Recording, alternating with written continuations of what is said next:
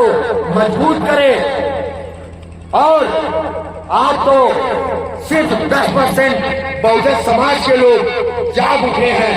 जिस दिन आप बात करते हैं 85% की, मैं बात करता हूं 50% की।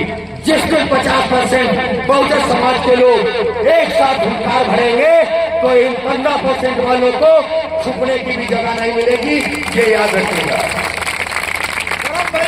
और आप लोग एक बात और बता दूं, इन मनवादियों, पाखंडियों और सामंतवादियों में इतना कलेजा नहीं है किसी भी बहुजन समाज के शेर का सामना कर सके।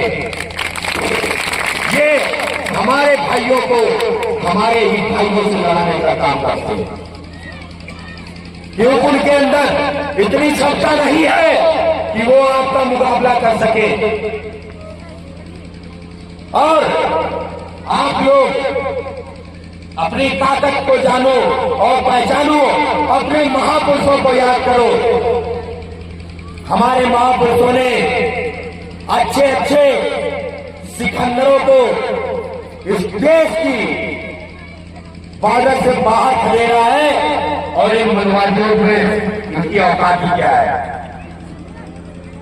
और वही कहते हैं ना कि ये बात कर रहे थे जो हमारे समाज में दलाली और गद्दारी करते हैं, तो इन्हीं के लिए दो पंक्तियां बोलना चाहूंगा कि रहीमन इस संसार में भांत भांत के लोग, रहीमन इस संसार में भांत भांत के लोग, कुछ पूजन के योग्य हैं, कुछ जतन के योग्य।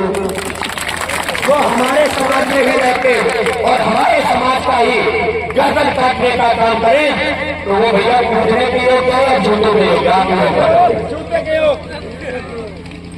और जो लोग आज तक हमारे लोगों के जुल्म और अत्याचार करते आए हैं, तो उन लोगों को मैं खुला चेतावनी दे रहा हूं कि अब औकात में आ जाओ अपनी, क्योंकि हरदोई सहित पूरे देश में भीम आर्मी का झंडा और डंडा दोनों मजबूत है।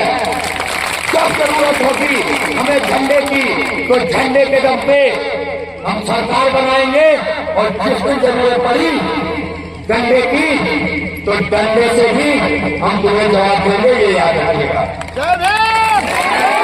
अगर हम लोग शांत हैं तो सिर्फ इसलिए कि हम संविधान का पालन करते हैं, तथागत गौतम बुद्ध बोधसत्व बाबा साहब को पूछते हैं, अन्यथा इन बाजियों में आज भी उतना ही दम है कि 4 मनवादियों को अकेले पटक में लगाने का दम रखते, ये याद रखिएगा।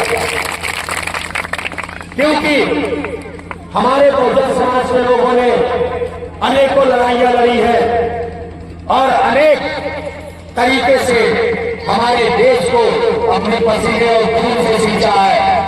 तो याद रहे दोस्तों, उनकी इस मेहनत को, उनके इस बनाए हुए कार्यों को, इस बहुजन मूवमेंट को हम लोगों को रुकने नहीं देना है। दिन प्रतिदिन आगे ही बढ़ता रहना चाहिए, आगे ही बढ़ता रहना चाहिए। और मैं आप लोगों से ये वादा करके जाऊंगा कि आपको किसी भी हमारे चाचा ताऊ बड़े बुजुर्ग किसी